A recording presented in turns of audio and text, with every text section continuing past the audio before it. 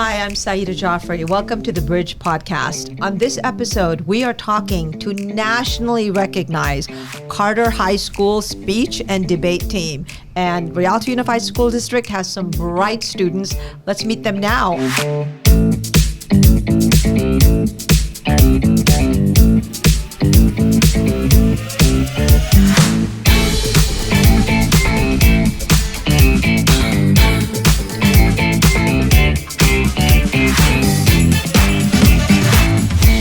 Mr. Wilson, how are you?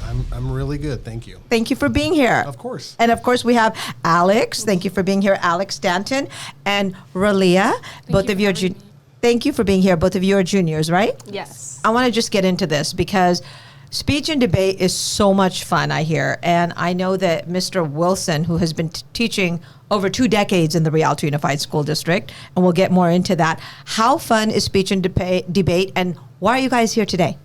So speech and debate, the experience that I've had is amazing. Honestly, the people that you get to meet and the competitions and the nerves of it and preparing, all of it's really just kind of exciting in a sense. And I'm here today because I'm going to the state and to nationals. Ooh, that's exciting. So the whole process of it is that we spend all of the speech and debate year kind of preparing and going through competitions locally throughout our district.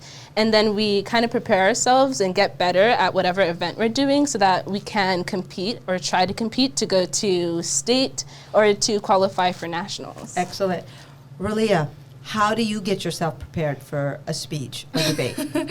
So it's a little bit funny because I tend to do more emotional pieces that have, more dramatic subject matter. So right before I go on, especially with the climate we've had with like more distance education and distance tournaments, usually I take the time that I have alone and I try to make myself emotional or I make myself cry before I go. Oh, wow. That's interesting. So you really get into the social emotion, like your needs are like, you want to put the emotions out when you're talking. Yes, I want to be the person that I'm performing the speech of, or I want to be the person that the piece is about. Okay. You spoke to me about some of the topics or what you're talking about. What are some of the topics that you discuss? Actually, for the last 2 years in a row, I've done speeches on sexual violence or sexual assault. My piece this year, in which I'll also be attending the state competition for, is going to be Why Women Stay Silent After Sexual Assault. And it almost walks us through the story of one woman and then kind of the aftermath of it through the words of a narrator. Wow, this is deep. And this is why these kinds of topics that people think are socially taboo and not the norm, things like this are happening. And so you want to be able to express that and let your peers know that I may know about what you're experiencing. And Mr. Wilson, maybe you can kind of expand on that. Well, she also does Lincoln Douglas debate. Oh, so tell them like because that topic changes every 2 months. Yes. Okay. So what was the last topic? So she has an idea like what you're doing there. So our last and final topic regarded the appropriation of outer space by private entities. And I think because the topic changes so often, it's a little bit hard to kind of get a grip on it before it goes.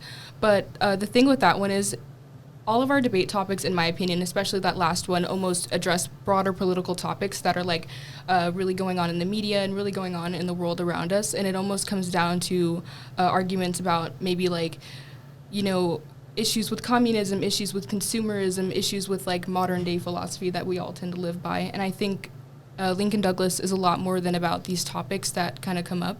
It's more so about like morality and by the way by the philosophy and by what rhetoric we choose to live our lives. Yeah. Wow, excellent. Yeah. Wow, I feel like I'm speaking to like college students who are talking about their future thesis that they're going to write for a PhD or something. You guys are so articulate and bright, and I don't mean that in a condescending way. Very bright.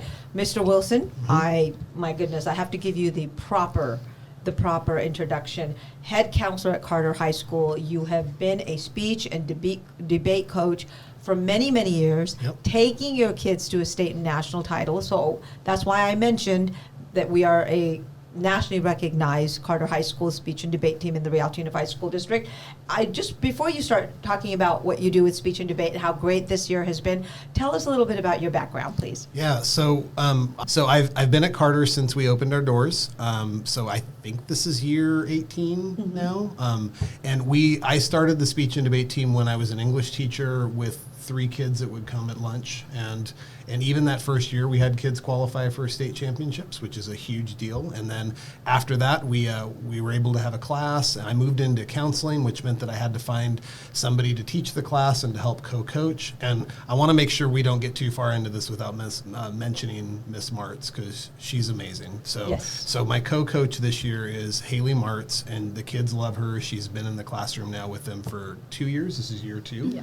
So, Excellent. You get some help. yeah, she does a really good job. So, because it is a big job. I mean, speech and debate is, like you're hearing from both of them, we do many different events, many different tournaments. It's really a multi-headed beast. So, and the kids that are attracted to it are smart, and they have to wrap their heads around a lot. They have to, learn to be articulate. We have high standards. Yes, yeah, and it's fun to watch them grow. And you need those high standards because you can't get to the state level or the national level without being at your A game, right? And so my next question to both of you, Alex, and also to you, Relia, is when you are getting ready, and I know you talked a little bit about your emotional, you cry, you feel the character or what you're going to say. How many minutes do you have for your speech and debate?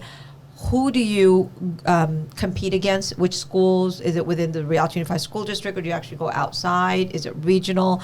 And tell me how you feel once you're finished with your debate. A lot of questions, sorry. I'll start with the last one because it's my favorite. After debate, I feel a rush of just adrenaline. I feel great. Before going in, you always feel nervous, you feel scared, like what if I lose? But after, I'm like, I know I'm a winner, I know I'm good at this. And just to answer about who we're competing against, we compete in a league, I believe, which is called Citrus Belt Speech Region. Citrus Belt, and it's consistent of schools like Redlands, Claremont, Fontana, yeah, CBL is a big league, yeah, Yep. heavy Yes. duty. Yep. And we also do like larger competitions in which there's like hundreds of schools that come, like our Wolfpack that we compete in every single year. And I just think it's like a great experience and a great feeling to like compete against those other schools and stuff like that. And in terms of preparing, there's different methods because in person we don't have the time to go and make ourselves cry, and it'll be a little weird if you're just sitting in a room with your competitors and your judge and you start to cry. But in terms of preparation, we take the year and we kind of like get a speech and we have to learn it and tweak it, and we like perform it for one another just to kind of get a grip on how to do it. Now, Alex, Louisville, Kentucky. Yes. That's where you guys are going to be headed in June, in the summer, right? Yes. Feelings about that? Are you guys excited? Have you been to Louisville, Kentucky before? I know the Board of Education Superintendent is going to be sending you guys, so how does it feel?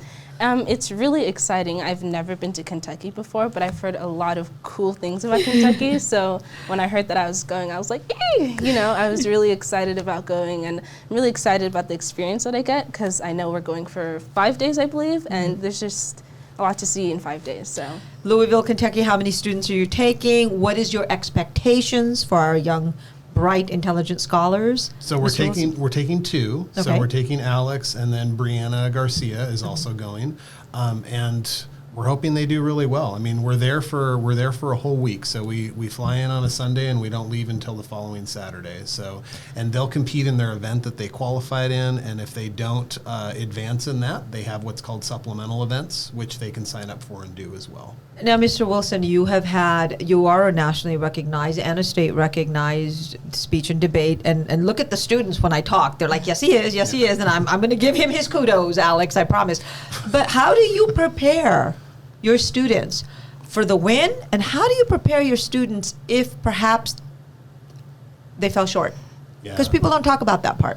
Yeah, that's hard. I think it's more valuable for them when they lose than when they win, to be honest. I feel like there's a lot more real life there, and how they compose themselves and how we keep moving forward. But I don't know that there's an easy answer to that as far as how, I feel like the experience itself is where they're getting most of their preparation, because I think everybody reacts differently to winning and losing. And, some people Relia does not do well.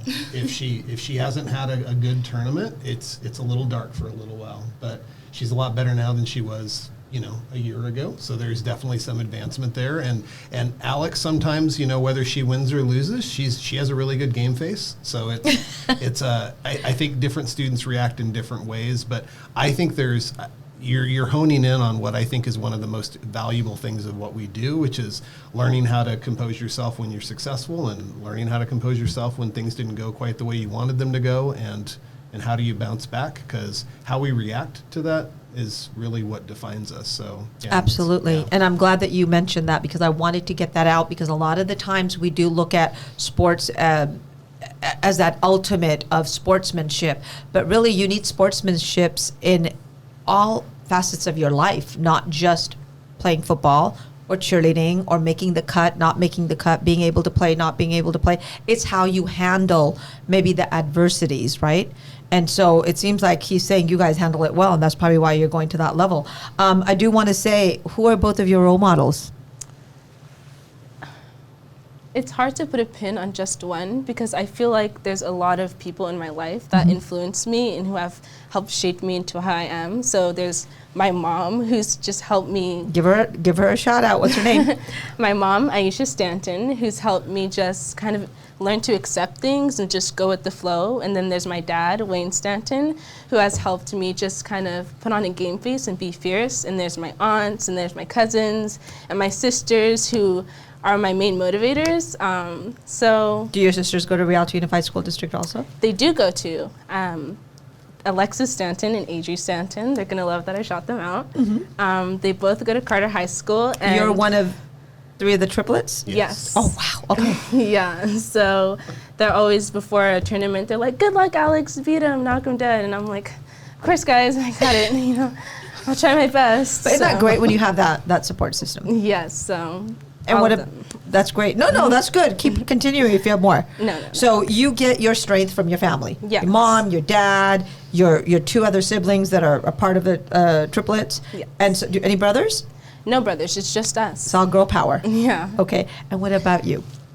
For me personally, I grew up with very strong siblings, and that's where I learned, like, in the face of adversity, to like get up and dust yourself off and kind of to keep on going. And also, I want to like talk about my coaches a little bit, of course, because all the times that I would cry and say, "I want to quit, I don't want to do this anymore," there was always those words of encouragement about how good I was and about how much I could learn from everything.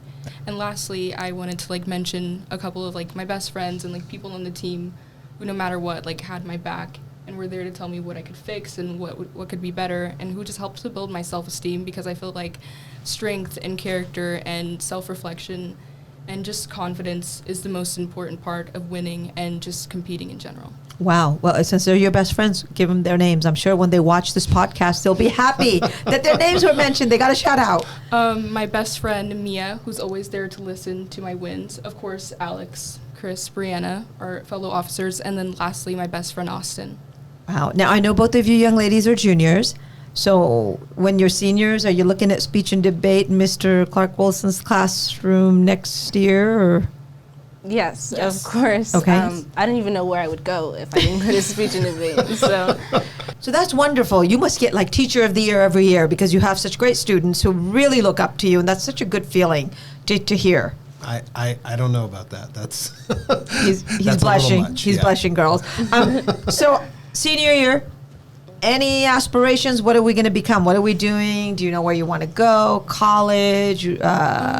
Absolutely. So as of right now, I'm looking to continue my debate career at Laverne University.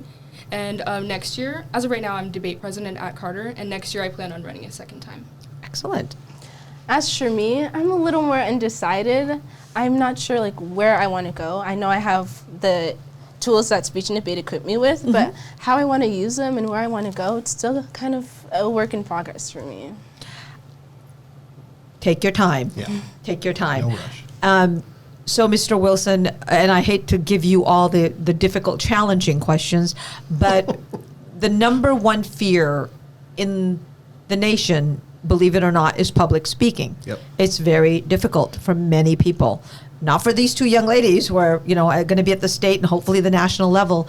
For those parents who are watching the podcast, for those students who may be watching the podcast, some who may be going to Rialto Unified School District, and I believe we have speech and debate in several of our high schools. So what would your best advice be for those parents who are saying, my child might be good at this because it is good for your self-esteem? I mean, not everybody does it for self-esteem. You do it for different reasons. And some of you just have the gift for gabbing. Some of you are just poised and natural-born leaders. For those who want to join, how easy is it? What do they have to do? So I think actually like being on the speech and debate team is not easy at all. It's a big time commitment. I Okay. think they would both tell you that it's a lot. I mean, like we have a minimum tournament requirement that they have to do. Most people who are on the team though are doing way more than that because they're invested. As far as how important this activity is, there is not one job out there, career-wise, anything, where being a good public speaker is not going to help you. And I believe that. I know it. My younger brother works in the computer industry, and he went straight to the top because he likes to talk. And you're working with a bunch of computer geeks who don't know how to talk, and it matters. And so I think that's the most rewarding thing about doing this, is getting to see students go from varying levels of being comfortable and being in front of an audience and speaking to being a lot more comfortable. And so and we've had people go on from our team to very impressive, fields and colleges. And so, it's really important. I know I'm a little biased, but I really do think that learning how to speak well and be articulate is probably the most important thing you can do while you're in high school. So I know there's a lot of other really important things, but I really do think that's important. Absolutely. It's communication. And it's no good when you have so much information and you're so good by the book, but you can't articulate it or you can't express yourself. And especially for job interviews, it's so important. So, I mean, this seems fun, but it really is a lifelong skill that will develop and help you to succeed in your careers. So, and you're a big part of that. So I want to kind of lighten things up a little bit. What's your favorite hobbies? Everyone, even Mr. Wilson. So I think I take up a different hobby like every few months. I know I wanted to be a ballerina, and then I wanted to learn soccer, and then I was like, okay, I'm going to learn how to skateboard. So right now it is definitely skateboarding, but Have you fallen yet or no? hundreds of times. And you got right back up, right? Yes, Yeah. but we'll see what it is in the next few months. Skateboarding, I love it. It's more of a small thing that not a lot of people are into, but I really love to try to use my free time to understand and get into and talk politics with other people, just in general. This summer I'm attending the Girl State program. Oh, so okay. it's like kind of a political summer camp, and I just kind of want to get ready for that. So that's what I've been spending my free time on. Excellent. Yeah, she's the Girl State delegate from Carter. From so Carter? that's- yeah, Oh, wow. yeah. Well, it's so nice to know that you're such a low-achieving I person. know. She just said she did politics as a hobby. That's- Exactly. I'm like, this is to be our future leader sitting right here. Run for public office right here. We need sound leaders. We need the trend to continue. And what about you, Mr. Wilson? I'm a musician, so I play drums in a surf band out of Orange County, and I play guitar at church every week. So I Excellent. like doing that. Good. What kind of music do you guys like listening to in your spare time? Oh gosh, I'm everything from like jazz to indie rock. So Really? yeah. Oh, wow. What about you? I think the same here. I guess I'll just shout out some of my favorites right now. I love Pearl Jam, Amy Winehouse. All right. Maybe. Look at her. Go. It's the same for me. I like to listen to a wide range of things, but I like listening to reggae a lot. It's my dad always plays it, and so I've Bob Marley. a bunch of people: Bears Hammond, Buju Banton, Bob Marley. Oh, look at that. So- She's out there. Yep. Yeah. You got this. You got What can this. I say? Excellent. And so I guess I want to leave you with, first of all, congratulations on behalf of the Rialto Unified School District, Carter High School's award-winning speech and debate team. You are going to be heading to Louisville, Kentucky to compete. And I believe it is called the Program Oral Interpretation. And it's a huge tournament. And so congratulations for whichever category you're going for. Your entire school district is behind you. We all are. We want to see us bring the big trophy or whatever we can back here. And I do want to make sure that I emphasize the fact that you are both very intelligent, articulate, and sincere young scholars, and that is such a credit to your families and also to the education that the district is providing you. So thank you for that. And the final thing I want to say is, if you could describe yourself, and yes, Mr. Wilson gets to play, in one word, what would that be? If I could describe myself in one word, it's hard. I would describe myself as Spontaneous, because I never know what I'm going to do next. Ooh, Yeah. okay. I like that. Spontaneous. Spontaneous Alex. If I could describe myself in one word, I'd probably use the word strength. I look to myself as a sense of like stability, and after like a lot of adversity I've gone through, I think I'm still standing. Excellent. Well said. Nice. Hopeful. I think that's. I feel really strongly about having hope, being optimistic, looking forward to things. So yeah, hopeful. Excellent. Well, we look forward to bringing you back as seniors next year and seeing great things happening. And then in the summertime, our team will make sure we keep our eye on seeing how far our young lady lions go. So thank you for being on the podcast. Thank you for Thank you having for us. having Yes, wasn't too hard, right? No, Yeah. not at all. I think I did what. So if you were to grade me, what would I get? I'd say an A. A Keep you plus. humble. Keep me humble. humble, So not I an get A an plus. A to keep me humble. She's just gonna go ahead and say A plus. Let's get this over with. Let's ask Mr. Wilson. I'm grading you. Yes. Oh, I'd go A. Yeah, for sure. Aw, For sure. thank you. Well, it's because you made my job easier here. So thank you so much for joining us. And you got to come back. When we win, we come back and we can talk about it. Yeah. Whether we win or not, we'll still have you back. How's that? Okay, Because you're thank already you. a winner from the district. So thank you. Thank you for representing. And thank you, Mr. Wilson, Of for course. everything Of that course. you and the counselors and teachers do for the district. Thanks for having us. We're very happy to talk about it. So. Appreciate it. And thank you for joining us on the Bridge Podcast. Until next time, we will see you soon.